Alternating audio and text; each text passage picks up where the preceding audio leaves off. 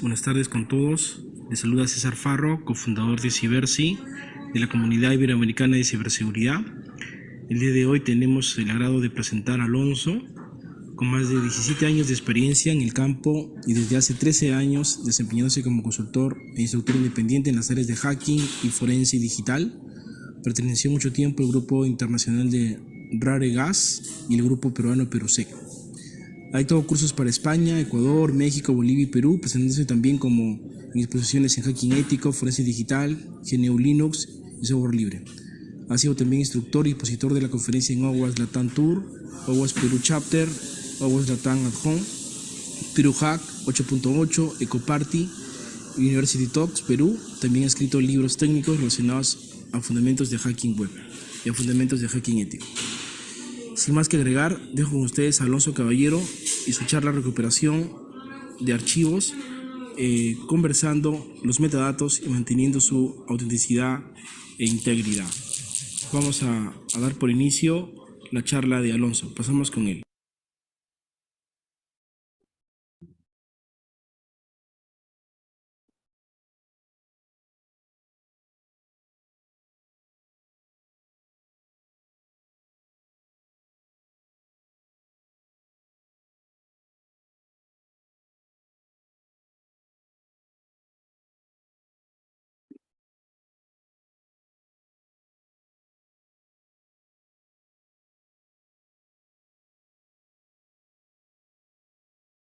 Ok. Bien, en primera instancia, un saludo a todos. Agradezco a la organización por permitirme participar en este evento. Bueno, como ya lo he mencionado, mi nombre es Alonso Eduardo Caballero Quesada. Soy instructor y consultor en temas de hacking ético en forense digital y GNU Linux de Perú. Y bueno, el tema el cual voy a presentar está relacionado con la recuperación de archivos desde la perspectiva forense. Bien, este es un breve resumen. Bueno, ya muchos de ellos lo han mencionado. Es altamente probable que cuando les compartan las diapositivas, esto ya lo puedan revisar ustedes con mayor entendimiento. Vamos directamente a la agenda para el día de hoy.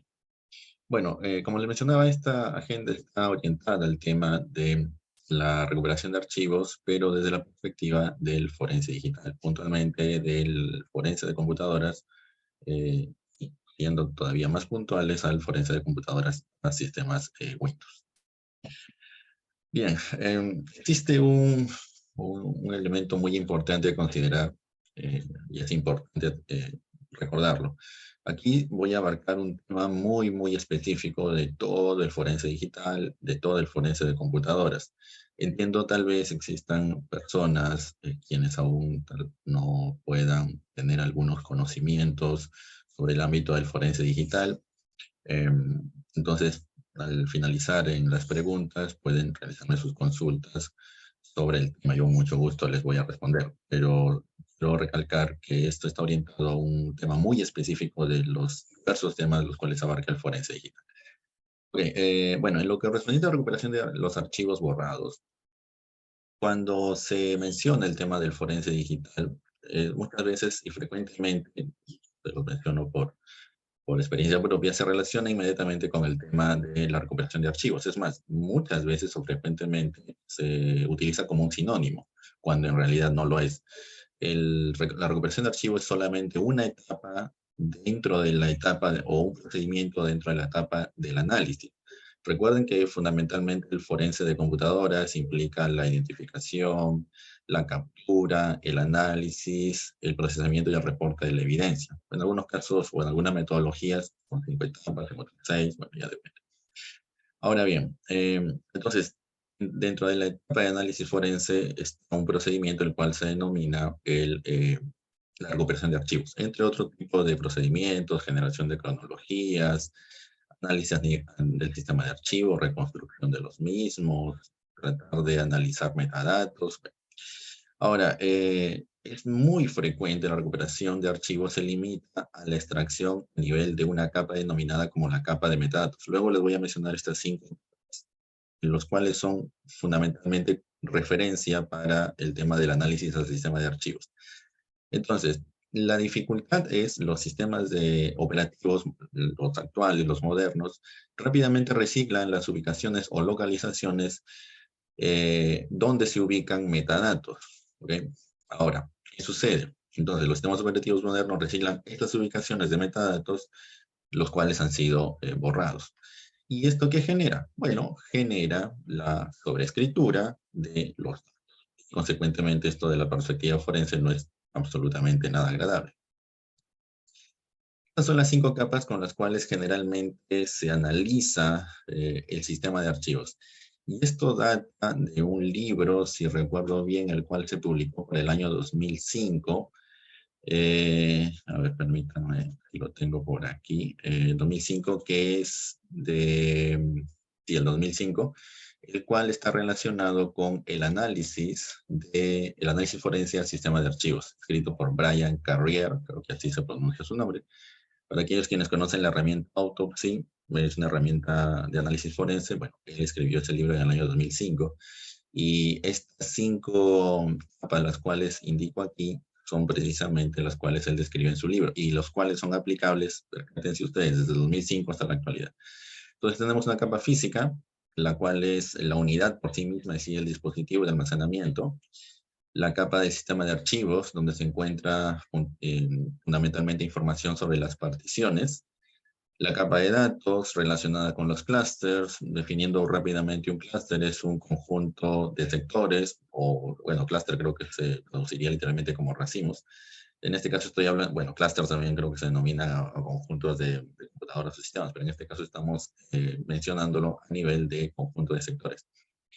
Y la capa de metadatos contiene información de estructuras, la FAT, NTFS, me refiero a los sistemas de archivos FAT, sistemas de archivos NTFS, correspondientes a los sistemas Windows. Luego tenemos la capa del nombre del archivo, en donde se tiene precisamente el nombre del archivo, la jerarquía de directorios.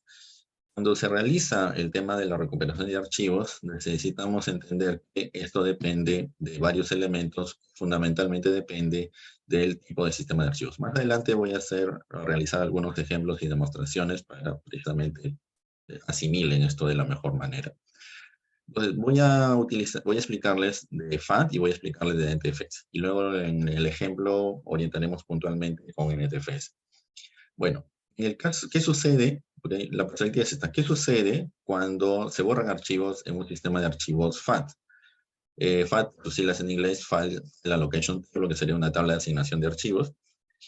A nivel de la capa del nombre del archivo, se preserva el nombre del archivo menos la primera letra, la cual es un código también conocido, se convierte en un código conocido. A nivel de la capa de metadatos, se preserva la fecha de modificación, me refiero a la fecha de modificación del archivo, creación y acceso. El tipo de archivo, el tamaño, las direcciones de clúster. Es decir, se encuentra referencias de dónde está almacenado el archivo. A nivel de la capa de metadatos, los clústeres son marcados como no asignados. Ahora, en Forense existen 2 estados fundamentalmente: el estado asignado y el estado no asignado. El estado asignado significa que estos archivos son reconocidos por el sistema operativo. Y el estado no asignado significa los archivos, bueno, estoy mencionando archivos porque en realidad se refiere a los clústeres, existen o potencialmente existen, pero el sistema operativo reutilizará esas áreas donde el archivo está almacenado. Me refiere puntualmente, reitero, a los clústeres o a las áreas de datos, para utilizar un término tal vez más amigable. Y aquí existe un concepto también, el cual es el espacio residual. En idioma inglés se denomina esto como slack space, donde potencialmente también pueden encontrarse residuos de archivos anteriores o del archivo el cual se desea recuperar. Recordar en forense esto depende, y la palabra depende es recurrente. Ahora, ¿qué sucede con NTFS? Bueno, a nivel de la capa del nombre del archivo se presenta el nombre del archivo. A nivel de la capa de metadatos se preserva la fecha de modificación, fecha de creación, acceso, cambio en el MFT. Una consideración importante es, en el caso de FAT, solamente existen 3 marcas de tiempo. En el caso de NTFS existen 4 marcas de tiempo. Adicionalmente a ello se preserva el tipo de archivo, los permisos, tamaño, direcciones de clúster. Bueno, también es importante entender aquí, conocer cómo funciona NTFS, cómo funciona FAT. Son fundamentalmente muy diferentes en cuanto a las funcionalidades y características. Me refiero a NTFS en comparación con FAT. Y para la capa de datos, los clústeres van a ser marcados como no asignados, pero los datos son preservados, al igual sucede con FAT. No existe espacio residual. Ahora, esto no tiene en consideración los discos de estado sólido, donde hay otros elementos los cuales están involucrados. Me estoy refiriendo fundamentalmente a discos duros mecánicos, a dispositivos de almacenamiento como una unidad USB, no a los discos de estado sólido, donde reitero, este es otro tema. Ok, entonces tenemos dos métodos para recuperar archivos o intentar recuperar archivos. ¿Ok? Mejor es utilizar el condicional, porque vamos a intentar recuperar archivos. También una premisa la cual requiero difundir y también los presentes o quienes luego visualicen este video, eh, recuerden que en forenses vamos a intentar realizar un procedimiento de recuperar archivos. No significa que ustedes van a ejecutar una herramienta, un programa, y automáticamente, o entre comillas, mágicamente, los archivos van a ser recuperados. Esto no funciona así. Entonces, vamos a intentar. Ahora, existen dos métodos fundamentales. El primer método es el método de metadatos. Los metadatos, para explicarlo de manera muy puntual, son datos describiendo datos o datos sobre datos. Y existen metadatos a nivel del sistema de archivos, como existen metadatos en los archivos. En este caso me estoy refiriendo a los metadatos del sistema de archivo o de los sistemas de archivos. Bueno, aquí en el método de metadatos tenemos los punteros de metadatos hacia los datos. Consecuentemente, esto me permitiría conocer dónde está ubicado el archivo y potencialmente recuperarlo. Los metadatos incluyen las entradas a nivel de MFT y las entradas a nivel de directorio FAT. Esto resumido de manera muy simple implica yo voy a poder conocer a través de estas direcciones o estas referencias dónde está ubicado, reitero, el archivo o dónde estuvo ubicado el archivo. Porque si está eliminado, supuestamente ya desapareció, entre comillas. También utiliza este método de metadatos la dirección de inicio del clúster y la longitud de los archivos. Se refiere a lo siguiente. Si yo encuentro dónde inicia el primer clúster asignado al archivo, basándome en la longitud del archivo, yo podría buscar todos los demás clústeres o recorrer todos los demás clústeres asignados y recuperar el archivo de una manera simple, basándome en la información de estos metadatos. Y lo interesante también del método de metadatos es que se pueden manejar archivos fragmentados, porque recuerden que los archivos no necesariamente en el dispositivo de almacenamiento se almacenan de manera secuencial. Los archivos pueden ser almacenados de manera dispersa.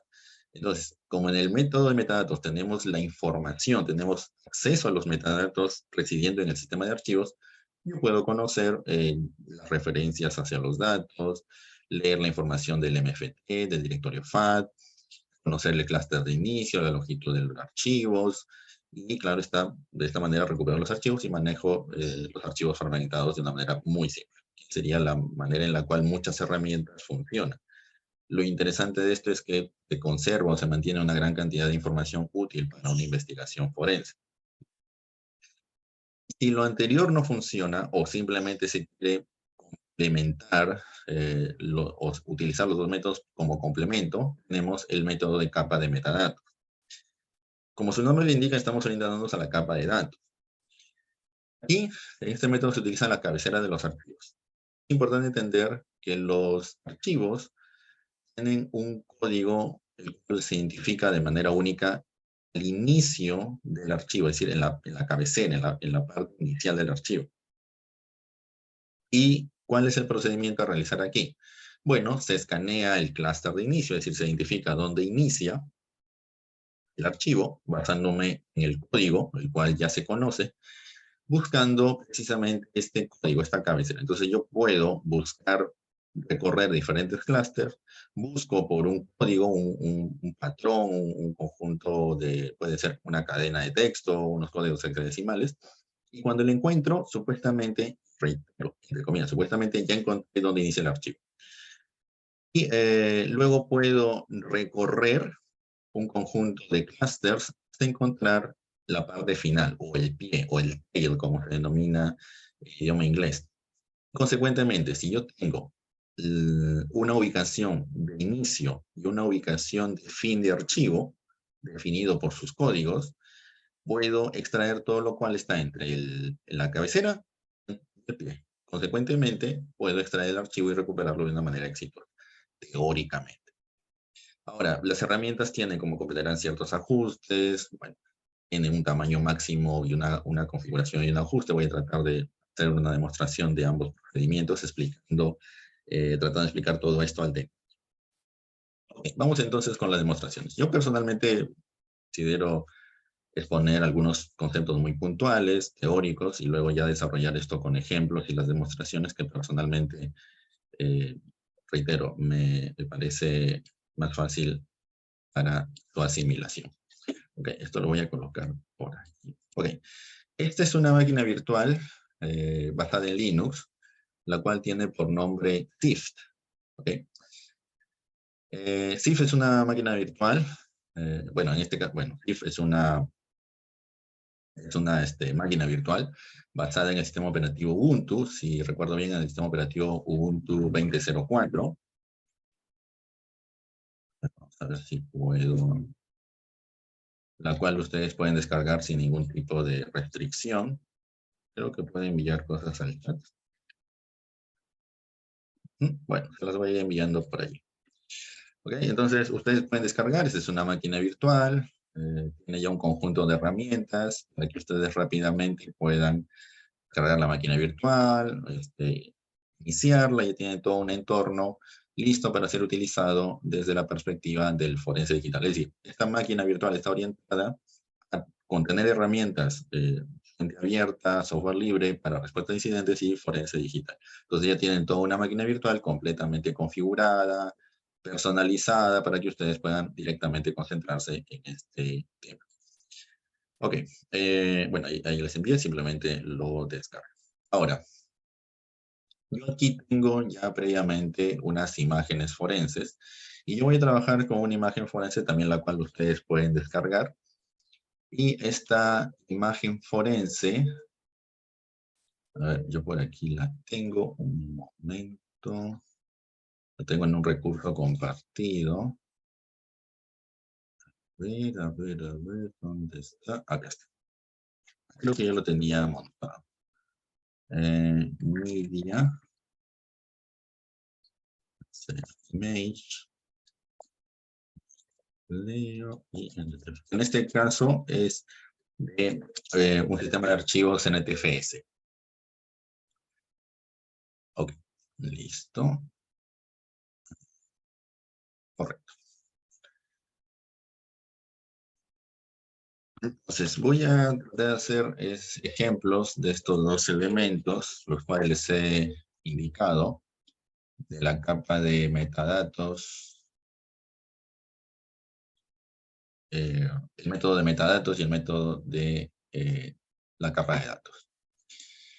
Ok, entonces lo primero lo cual haremos será lo siguiente. Veamos. Existe un conjunto de herramientas de nombre de SleuthKit, que también están incluidas dentro de SIF, dentro de esta máquina virtual. Y de SleuthKit, si lo traducimos literalmente al idioma español, sería como un conjunto de herramientas para el investigador. Entonces, estas herramientas, las cuales están aquí, ¿okay? Ustedes las pueden cargar, compilar manualmente. Y las imágenes forenses se descargan. Luego al final les envío el enlace. Ahorita no lo tengo el enlace a la mano. Luego lo busco, ¿okay? Les envío. En realidad pueden hacerlo con cualquier imagen forense en NTFS, no hay ninguna diferencia. Okay. Ahora, de aquí pueden obtener de SleuthKit, pero ya viene incluido dentro de esta máquina virtual. Entonces, aquí tengo ya una imagen forense. Recuerden que aquí puntualmente yo me estoy orientando ya directamente a este procedimiento. Hay muchos elementos involucrados en el forense de computadoras. Entonces, aquí ya tengo ya las imágenes forenses, más la imagen forense está dividida, es decir, está separada en 4 partes. Entonces, lo primero lo cual voy a realizar es utilizar un comando para obtener información de la imagen forense. Entonces, en este caso, voy a trabajar sobre la imagen forense. ¿Okay? Hay un procedimiento el cual se denomina como montaje y demás. No voy a abarcar eso directamente. Voy a trabajar sobre la imagen forense. En este caso voy a utilizar primero un comando, el cual es mmls. Este comando mmls es parte de SleuthKit. Ok. GTFS 01. Ok. Pero ¿cuál es el propósito de este comando mmls? Bueno, este comando mmls me va a permitir conocer, a ver qué dice. Ah, ya. Yo soy el que está escribiendo mal. Ok. Me va a permitir este comando mmls, bueno, me va a permitir conocer la estructura de la imagen forense. Ahora, recuerden que cuando ustedes realizan una imagen forense o generan la etapa donde deben de crear las imágenes forenses, pueden crear la imagen forense de todo un dispositivo de almacenamiento, de un disco duro, de una unidad USB. Pueden crear también de una partición. En este caso, la imagen forense de un disco duro. Entonces, en la imagen forense también es importante mencionar que ustedes tienen un disco duro, vamos a suponer de 2 terabytes. Cuando generan su imagen forense, esencialmente tendrán un archivo conteniendo un archivo con un tamaño de 2 terabytes, siendo la copia exacta del origen. Claro, hay procedimientos cuando ustedes generan imágenes forenses que pueden realizar compresión, que pueden realizar división en partes, aunque suene algo redundante, es decir, dividir la imagen forense. Finalmente, las herramientas forenses saben cómo trabajar con esto. Entonces, este formato E01 es un formato propietario, es un formato denominado también como un contenedor de metadatos, porque aparte de la imagen forense contiene metadatos, que también existen otras herramientas para consultar esta información. Pero bueno, ahora, ¿qué es lo que veo aquí? Lo que veo aquí es información de esta imagen forense, información del disco duro. Tengo la estructura, puedo conocer dónde inician, los sectores donde inician las diversas secciones. En algunos casos son particiones, donde inicia, donde finaliza, la longitud de la sección y la descripción. Entonces, aquí yo tengo una partición, la cual inicia en el sector 2048 y finaliza en este sector, y la longitud es esta. Pueden visualizar aquí también la descripción, me indica es NTFS, es decir, un sistema de archivos NTFS. Entonces, ya conozco yo, estoy trabajando con NTFS. Ahora, luego, firmo, es un sistema de archivos NTFS, el cual está iniciando en el sector 2048. De lo cual voy a realizar ahora es utilizar el comando fsstat, también parte de SleuthKit, fsstat. Pero el comando fsstat me va a permitir conocer información sobre el sistema de archivos. ¿Okay? Entonces, si yo lo ejecuto de esta manera, yo no voy a poder, como bien me indica allí, dice, no puede determinar el tipo de sistema de archivos. ¿Por qué? Porque necesito indicarle al comando dónde inicia el sistema de archivos. En este caso, el sistema de archivos inicia en el sector 2048. Entonces, con la opción "-O", la opción O de offset o desplazamiento, le indico ubicarse en el sector 2048, porque allí inicia el sistema de archivos NTFS. Entonces, aquí yo puedo ver estadísticas o información bastante detallada del sistema de archivos NTFS. El tipo de sistema de archivos, el número de serie, el nombre OM, el nombre del volumen, información de metadatos, el primer clúster en el MFT. Recuerden que el MFT tiene 2 copias, el tamaño de los registros índice, el tamaño de las entradas MFT, el directorio raíz, el rango, información de contenido, el tamaño del sector, 512, el tamaño del clúster también importante, 4096. Y rango de clústeres totales, rango de sectores totales y valores de atributos, bueno, en este caso son los denominados como metaarchivos. Estos metaarchivos existen para los sistemas de archivos NTFS. Estos metaarchivos son esencialmente aquello lo cual les proporciona las funcionalidades del sistema de archivos NTFS, y cada uno de estos tiene un propósito en especial. Entonces, muchos o algunos de estos metaarchivos de NTFS me van a permitir también realizar a profundidad un análisis forense. En este caso lo estoy haciendo de manera manual. Entonces, tenemos ya información de las estadísticas o información del sistema de archivos. Entonces, ¿qué vamos a hacer ahora? Bueno, ahora vamos a ir ya a los archivos, es decir, quiero conocer yo cuáles son los archivos eliminados. Claro, en el caso del cual se realiza un procedimiento forense, muchas veces una perspectiva de análisis, porque en forense ustedes pueden abarcar diferentes perspectivas de análisis, es decir, cómo inician su investigación basándose en la información la cual han obtenido sobre el incidente. Por ejemplo, una perspectiva de análisis puede ser visualizar o conocer cuáles son los archivos borrados. Estos archivos borrados podrían ser cientos de miles o podrían ser simplemente 3. ¿Bien?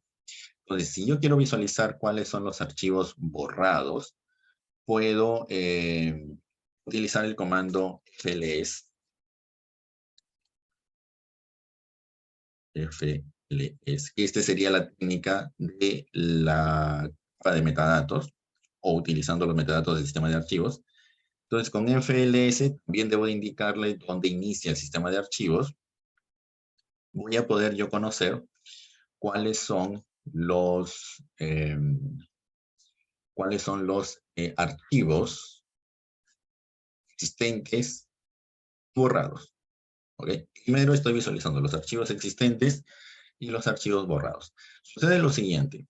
El comando FLS esencialmente me mostrará información del sistema de archivos, incluyendo reiterar los archivos existentes y los archivos borrados. Si se percatan allí, pueden ver una columna donde reconoce el tipo de archivo. La segunda columna es el nodo o información donde se referencia la información de los archivos.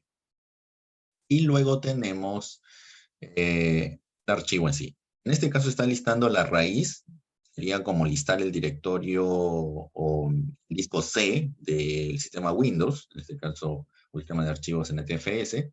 Esa sería la referencia. Ya. Ahora sí. Este de aquí. Ok, a ver. Okay. Este de aquí. Entonces les decía, tengo yo la posibilidad de utilizar el comando FLS. Lo que estoy viendo aquí es la raíz del sistema de archivos. Aquí también ustedes pueden visualizar los metaarchivos, por ejemplo, el símbolo $MFT, símbolo $MFT mirror, que sería información del MFT, y la copia del MFT. Recuerden que existe una copia del MFT porque el MFT, que es la tabla maestra de archivos, almacena información bastante crítica. Entonces, el sistema de archivos NTFS almacena 2 copias. Y si yo quiero profundizar en el sistema de archivos, puedo mostrar el contenido de un directorio referenciando el registro en el MFT. ¿Cuál es este registro en el MFT? Bueno, lo puedo referenciar con este primer número. ¿Ok? Aquí pueden ver ustedes, por ejemplo, no quiero tampoco salirme mucho del tema o ir muy profundamente, pero se pueden visualizar aquí los números MFT. ¿Ok? Se puede ver que existe el 4, existe el 6, existe el 7, por aquí existe el 2, el 0, todos estos de aquí, pero no se ve el 5. ¿Ok? El 5. Bueno, el registro MFT5 es el directorio raíz, el cual nosotros podemos utilizar para mostrar precisamente o referenciar mostrar la información. Entonces, por defecto,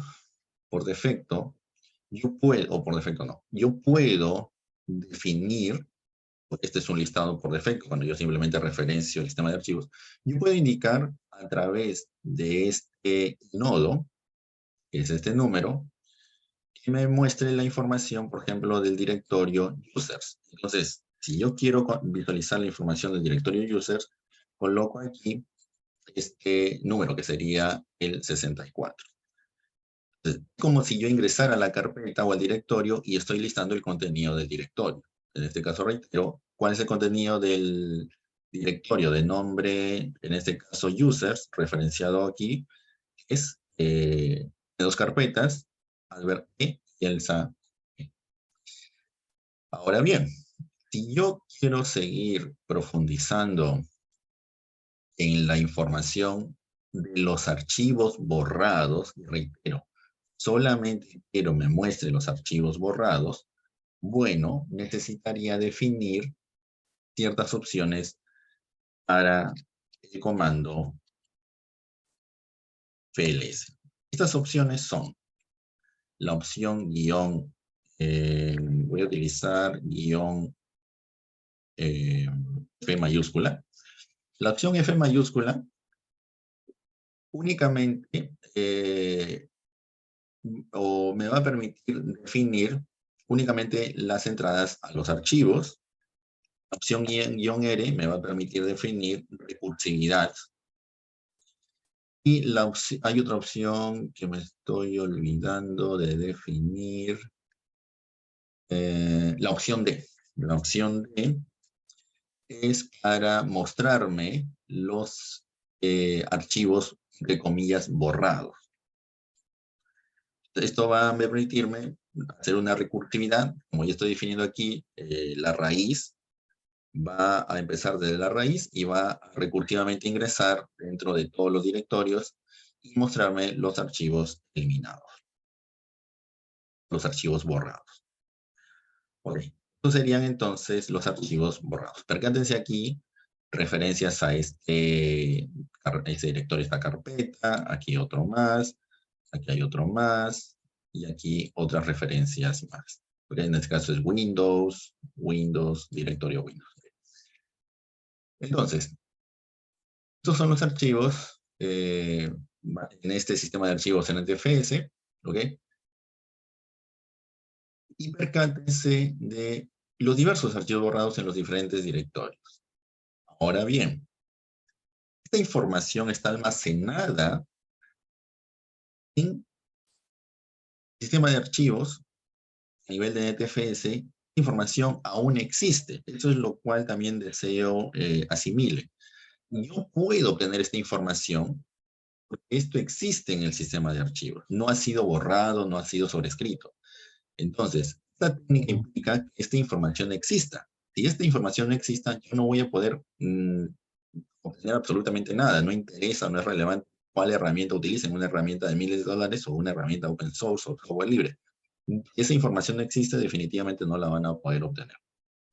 Ok, entonces, basándome en ello, vamos a seleccionar uno de estos archivos que están borrados, es decir, cuando ustedes navegan o interactúan con el sistema Windows, no van a visualizar estos archivos, pero ello no significa que el archivo haya sido borrado. Entonces, vamos a hacer lo siguiente.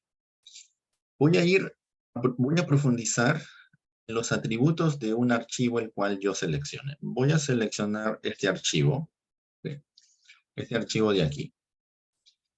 Entonces, voy a utilizar un comando el cual es istat.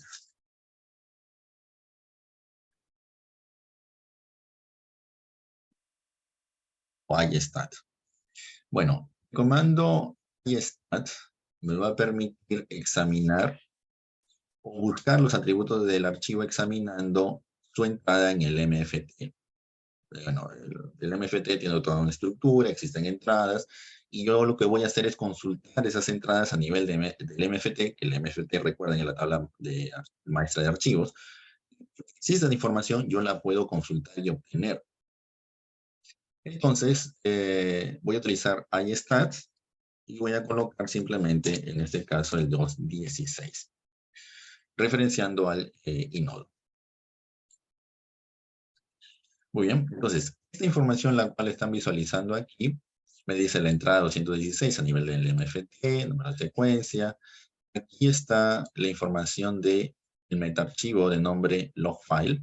Aquí está la información del metaarchivo de nombre standard information, donde percátense ustedes. Esto de aquí, lo cual visualizan aquí, logfile sequence number o número de secuencia logfile, en esta información. Es decir, lo que está haciendo la herramienta es consultando la información de estos metaarchivos y lo está mostrando de una manera asimilable para los seres humanos.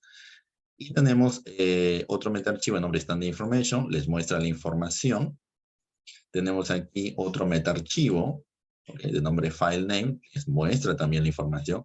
Noten, por ejemplo, aquí, en Standard Information solamente tenemos identificador de propietario, identificador de seguridad, flags, que serían opciones, archivos, y fecha de creación, fecha de modificación a nivel de MFT, fecha de acceso. Y aquí tenemos en el metaarchivo File Name, tenemos el nombre del archivo. ¿Okay? Esto existe, por eso yo puedo conocer o puedo recuperar hasta el nombre del archivo. Y bueno, tenemos aquí también el tamaño de asignado, que serían 61.440, y tamaño actual, que es 59.861. ¿Por qué esta diferencia? Bueno, por el tema de los clústeres. Como comprenderán, no todos los archivos coinciden exactamente con el número de clúster. Entonces, se le asigna cierto tamaño, pero el archivo puede ocupar un tamaño menor. Y bueno, las fechas y otros atributos, los cuales ustedes pueden consultar. Aquí, por ejemplo, en Data, me indica cuáles son las ubicaciones donde está almacenado el archivo. Entonces, si yo conozco esta información consultando la información del sistema de archivos, entonces podría fácilmente recuperar el archivo. Y precisamente eso es lo cual les voy a mencionar. ¿Cómo entonces recupero el archivo? Bueno, existe otro comando, el cual tiene por nombre icat. Entonces, con el comando icat, yo puedo recuperar el archivo. Lo voy a colocar 216. Okay. Con el comando icat voy a utilizar la redirección y voy a copiar aquí el nombre del archivo. Como yo ya puedo recuperarlo, sé cuál es el nombre del archivo, simplemente lo estoy redireccionando. ¿Por qué? Porque icat lo cual me permitirá realizar es hacer una extracción o un volcado de todas esas áreas o todos esos clústeres, los cuales visualizan aquí, donde ha sido o donde está almacenado el archivo. El archivo está almacenado allí. El archivo no ha sido eliminado, o bueno, no lo podemos corroborar ahora, pero el archivo, supuestamente, hasta este punto, el archivo, podemos conocer su nombre, su marca de tiempo, su tipo y demás, y el archivo está almacenado en esas áreas de datos. Puede darse el caso de que se sobrescriba ciertas áreas de datos. El sistema operativo ese archivo ya está eliminado, está en un estado denominado como no asignado. Ok, entonces, si realizo esto, y voy a utilizar aquí lo siguiente, voy a abrir ok, me voy a ir al directorio temporal, a ver, aquí. Ejecuto este comando, y listo. Debería crearme un archivo en el directorio temporal, lo cual sí ha realizado. Entonces, este archivo ha sido obtenido o recuperado producto de todo el procedimiento manual el cual se ha realizado. Como comprenderán las herramientas automáticas, existen varias herramientas automáticas para hacer esto. Conocen cuál es el procedimiento, consultan la información a nivel sistema de archivo, encuentran las ubicaciones donde está almacenado el archivo y bueno, diversos elementos relacionados con el mismo. Pero también es importante entender estos archivos contienen o potencialmente pueden contener metadatos. Por ejemplo, estos son metadatos de los archivos, los cuales desde la perspectiva forense son importantes. Cuándo se creó el archivo, cuándo se modificó, cuándo se accedió a nivel de MFT, el nombre del archivo, el tamaño del archivo y otros metadatos más. Estos metadatos son metadatos del sistema de archivos, no son metadatos en el archivo en sí. Entonces, para darles una otra perspectiva, voy a recuperar otros archivos, ¿ok? A ver, ¿qué otros archivos tengo aquí? 216, 217, 218, 219, ya.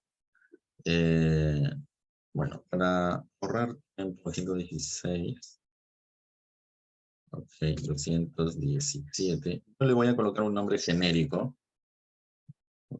para no estar preocupándome por el nombre.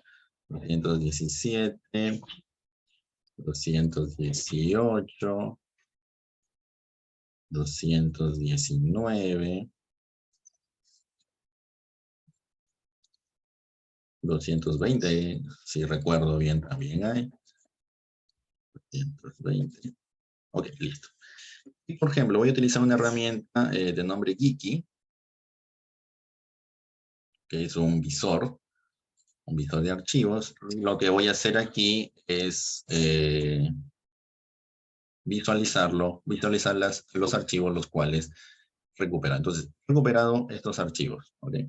Lo interesante de esta herramienta, bueno, aparte de mostrar el histograma, bueno, título, palabras claves, si lo hubiese, comentarios, es que me permitiría ver metadatos dentro del archivo. Entonces, aquí puedo visualizar este otro archivo, este otro archivo, este otro archivo y este otro archivo. ¿Ok? Entonces, yo puedo empezar a analizar estos archivos en busca de metadatos. Claro, esta es una herramienta visual, la cual me permite realizar esto. Yo puedo utilizar en realidad otras herramientas, existen herramientas de metadatos o las cuales me permiten extraer metadatos dentro del archivo. SIFTool, por ejemplo, es una herramienta por excelencia para este propósito. Entonces, entendamos lo siguiente. Primero, debemos utilizar el sistema de archivos, o obtener la información del sistema de archivos. Este sistema de archivos contiene metadatos y luego los archivos tienen en su interior metadatos. Y estos metadatos adicionalmente tienen o van a permitir que tenga o se pueda extraer evidencia.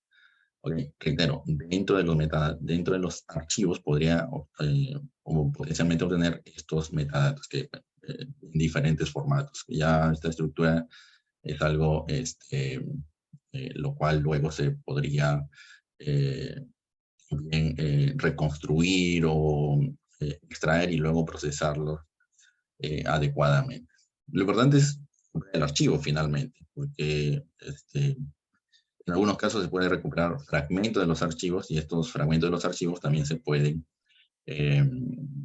analizar. Desde la perspectiva forense no solamente es importante recuperar todo el archivo, sino también los fragmentos de los archivos. ¿Por qué? Porque un fragmento de un archivo puede contener evidencia, puede contener una dirección IP, puede contener un nombre de usuario, puede contener un correo electrónico, puede contener algún elemento o algún tipo de evidencia lo cual sea útil para la investigación. Entonces se hace necesario precisamente recuperar no necesariamente todo el archivo, sino una parte del archivo. Entonces, esta es la recuperación a nivel de la capa de metadatos, porque estamos utilizando la información la cual se incluye en el sistema de archivos. Pero también tenemos una segunda perspectiva. Esta segunda perspectiva, la cual también les expliqué hace un momento, no hace uso de la capa de metadatos. ¿Por qué? Porque esa información simplemente podría no existir. Existe, por ejemplo, aquí. Este es un sitio al cual es una referencia fundamental, en donde pueden revisar precisamente, esta es una tabla de firmas de archivos, también denominados como números mágicos, y constantemente se actualiza. Por ejemplo, pueden ver la última actualización. Entonces, ¿qué es lo que van a encontrar aquí? Lo cual van a encontrar aquí voy a utilizar como ejemplo JPEG. Lo que van a encontrar aquí es lo denominado como las cabeceras, es decir, los códigos identificando la parte inicial del archivo y los códigos indicando la parte final del archivo. Entonces tenemos una cabecera y tenemos una parte final. Entonces aquí me está indicando que el archivo JPG o un archivo JPG tiene FF de 8, ¿ok? FF de 8 como cabecera. Y este código identifica precisamente dónde inicia el archivo dentro de todo el sistema de archivos. Y el FF de 9 es la parte final, es decir, el pie de donde finaliza el archivo. Entonces, si yo puedo conocer dónde inicia el archivo donde finaliza el archivo, entonces puedo extraer todo aquello lo cual está entre la parte inicial y la parte final. Claro, esto no es tan sencillo o no necesariamente es tan sencillo como se pueda percibir. Claro, ¿qué sucede, por ejemplo, en los casos donde el archivo está fragmentado, está dividido? Bueno, entonces, aquí en esta página pueden encontrar estos códigos de identificación para diferentes tipos de archivos, ¿okay? Para diferentes tipos de archivos, reitero, y ustedes pueden explorar esto. Voy a utilizar yo una herramienta de nombre Scalpel. Scalpel Tool Recovery, a ver si así sale el sitio. Scalpel Linux, ¿sí? Por aquí puede ser. Sí, bueno, está en Kali y aquí pueden encontrar, creo que la página creo que ya no existe. Bueno, pero aquí pueden encontrar referencias al archivo. Disculpa, Alonso. Sí. Sí, ocurre que los links los estás enviando directo a mi cuenta. No lo está viendo el resto del chat. Si pudieras cambiar ese parámetro, por favor, para que lo pueda ver el resto de los usuarios. Ok, Ahí sí, gracias. gracias. Bueno, entonces, en este caso, ¿qué es lo que tenemos que hacer? Bueno, Scalpel lo cual realizará es recorrer todo el dispositivo de almacenamiento o toda la imagen forense. Es decir, va a recorrer toda la imagen forense buscando patrones. Entonces, en este caso, no estamos obteniendo la información a nivel de la capa de metadatos, ¿correcto? No estamos obteniendo información a nivel de la capa de metadatos porque podría simplemente no existir. Podría haber sido formateado, dañado, lo que fuese. Aquí lo primero lo cual necesito hacer es editar un archivo de Scalpel de nombre scalpel.com. Aquí es donde yo necesito modificar, por ejemplo, aquí están estas definiciones de las cabeceras y los pies. Por ejemplo, aquí tengo, para el formato JPG, defino yo cuánto debe de recorrer, es decir, cuántos bytes recorrerá antes de considerar que ha llegado al final. Entonces, tengo aquí una parte la cual me indica la cabecera, o también puedo utilizar un criterio de texto, es decir, por ejemplo, JIF identifican a los archivos JPG, y el FFD9 identifica el pie, es decir, el final de un archivo JPG. Aquí existen para varios archivos, BMP, PDF, DOC, lo que fuese, ¿ok? Ustedes ya simplemente lo comentan, es decir, le quitan estas almohadillas o numerales, dependiendo del país. Entonces, de esta manera yo puedo, o le estoy indicando a la herramienta, que me recupere archivos JPG. Muy bien, entonces, una vez realizado esto, voy a crear un directorio de nombre recuperados y voy a utilizar Scalpel de la siguiente manera. La opción O le voy a indicar dónde recuperará los archivos, indicarle en recuperados. Con la opción O mayúscula, ok, luego defino la ruta de la imagen forense. Image, Linux, Leo, NTFS Prac, NTFS Prac, ok, RAW. Ok, entonces, aquí lo que está realizando la herramienta es buscando patrones en archivos JPG, es decir, el clásico FFD8 y buscando la parte final del archivo, el FFD9. Entonces, es más, aquí me indica, ¿okay?, que está buscando precisamente cabeceras y los pies. He encontrado para el primer criterio, porque esta es una cabecera, 5 archivos. Para el segundo caso, que es otra cabecera, pero finalmente los dos empiezan con FFD8, 47 archivos. ¿Ok? Pero lo cual quiero resaltar es no está utilizando la información del sistema de archivos, recorriendo cada clúster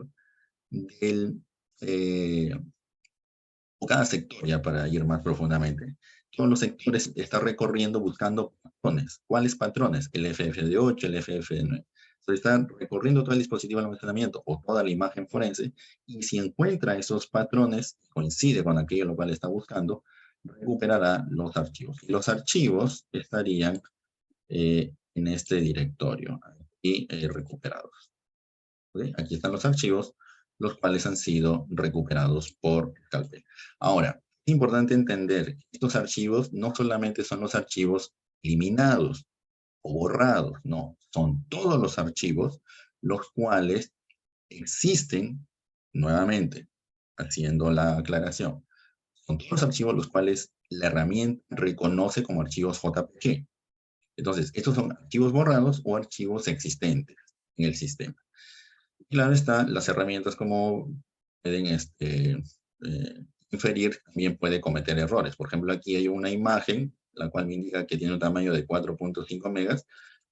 Voy a tratar de abrirla, ¿okay? Pero me dice que no puede cargar la imagen. Es decir, el visor no puede visualizar, aunque suene redundante, el archivo. Ahora, los archivos han sido recuperados, podemos visualizarlos por aquí. Voy a utilizar la herramienta aquí también. Aquí. Y aquí pueden percatarse, por ejemplo, de que estos archivos tienen metadatos. Por ejemplo, aquí me indica metadatos sobre el archivo. Es decir, estos metadatos están dentro del archivo. ¿Okay? Por ejemplo, puedo conocer el modelo de la cámara con el cual ha sido capturada la imagen, exposición, apertura. A ver, por aquí tal vez haya otro. Aquí hay otro. Cámara, la fecha. ¿Ok? Aquí tenemos otra cámara, me dice Nokia, versión, al modelo, otra Nokia, y así sucesivamente. Pero percátense cómo tenemos información sobre los metadatos. ¿Okay? Y ahí están todos los archivos, los cuales han sido recuperados. Reitero, estos no solamente son archivos no solamente son los archivos eliminados, sino son todos los archivos los cuales se han encontrado en la imagen forense, en el dispositivo de almacenamiento. La herramienta, por defecto, funciona así. Como no tiene manera la herramienta de saber cuáles archivos han sido borrados y cuáles archivos existen, entonces la herramienta simplemente recorre todo el sistema de archivos, todo el dispositivo de almacenamiento, y lo recupera. No hay otra manera de poder ver cuáles archivos existen, cuáles no. Aunque, bueno, existen algunas, se podría utilizar otras referencias dependiendo del escenario de investigación, pero esencialmente, para concentrarnos en la recuperación de archivos, solamente es recorrer todo el dispositivo, toda la imagen forense y recuperar todo aquello lo cual se parezca a una imagen JPG o un archivo JPG, para ser más exactos. Bien, estas eran las demostraciones las cuales quería mostrarles. Si tuvieran alguna consulta, algunas preguntas, con mucho agrado les voy a responder.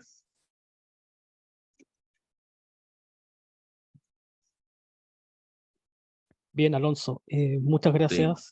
Ya, Una sí, muy dígame. interesante Ya, exposición y un tema muy amplio en realidad. ya. Dejamos abierto unos minutos por si alguien tuviera alguna pregunta, que puede hacerla a través del chat o bien pedir la habilitación del micrófono.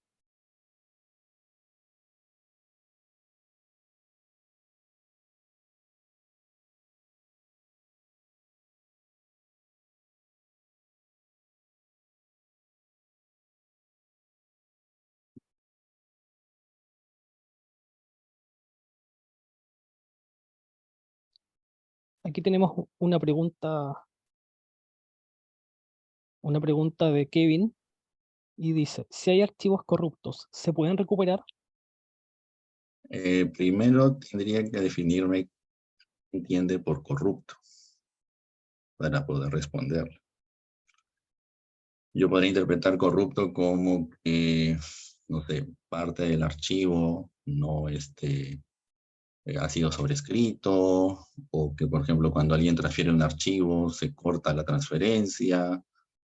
Entonces, si me dicen el escenario puntual, les podría responder con mayor exactitud, porque, como comprenderán, el escenario es importante para poder entender si podemos aplicar ciertos procedimientos para este propósito. Claro, claro. Kevin, no sé si estás por ahí aún.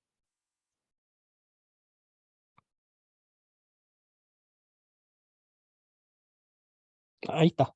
Ejemplo, si formateo el computador e intento recuperar el archivo Ya, y me, y me sucede lo sale siguiente, dependiendo correcto. del tipo de formateo, si es un formateo rápido, como comprenderán, bueno, si un formateo demanda 3 minutos o 2 minutos o 1 minuto y el disco duro es de 4 teras, se percibe fácilmente que no ha recorrido todas las áreas de datos del disco, ¿no? Porque para recordar todo un disco duro de 4 teras se necesitaría muchísimo más tiempo. Entonces, en esos casos, lo único en lo cual generalmente en un formateo se destruye es información a nivel del sistema de archivos, el MFT, dependiendo del tipo de sistema de archivos. Entonces, esa información desaparece.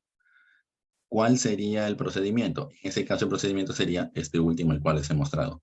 Indicar a la herramienta que recorra todo el sistema de archivos y tratar de o intentar recuperar algunos archivos en base a los patrones, me refiero a las cabeceras, a la parte final de los archivos, aunque de hecho también utiliza estructuras internas.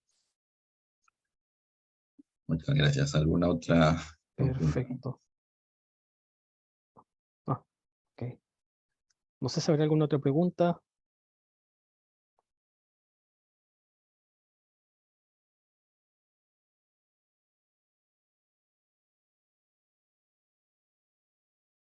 Bien, por lo visto no hay otra pregunta. Te dejo unos minutos, Alonso, para las palabras de cierre y te cedo la palabra. Ok, bien, para mí ha sido bastante grato poder exponerles estos temas. Eh, como comprenderán, este es un tema muy puntual, bueno, también tiene un alto nivel técnico. Aunque parezca poco, aunque tal vez no lo parezca, he tratado de ser lo más simplista posible en el procedimiento, muy puntual, pero como comprenderán, en el ámbito forense se requiere, pues, conocer varios detalles técnicos sobre el funcionamiento del sistema de archivos, bueno, sobre muchos otros ámbitos. Bueno, he tratado de ejemplificar este tema, un tema bastante recurrentemente consultado. Entonces, mi propósito ha sido precisamente que ustedes conozcan algo más sobre sobre este tema que es la recuperación de archivos. Entonces, agradezco también a la organización y bueno, pueden contactarme, no sé si por aquí puedo enviarles mi correo electrónico, yo con mucho gusto puedo también resolver algunas consultas o preguntas las cuales puedan tener. Entonces, reitero mi agradecimiento y bueno, también mencionarles que pueden encontrarme en mi sitio web, pueden buscarme como Alonso Caballero y sale en mi sitio web. Y adicionalmente tengo varios recursos, tengo webinar también en mi canal de YouTube, en mis redes sociales. Bueno, los invito cordialmente también a seguirme en todas ellas. Bueno, solamente agradecer y despedirme de todos ustedes. Perfecto. Muchas gracias, Alonso, nuevamente, y también agradecer a todos los asistentes de esta tarde y dejar los invitados cordialmente a nuestros nuevos eventos que pueden revisar en www.cibersi.org. Que tengan una muy buena tarde. Hasta luego. Gracias.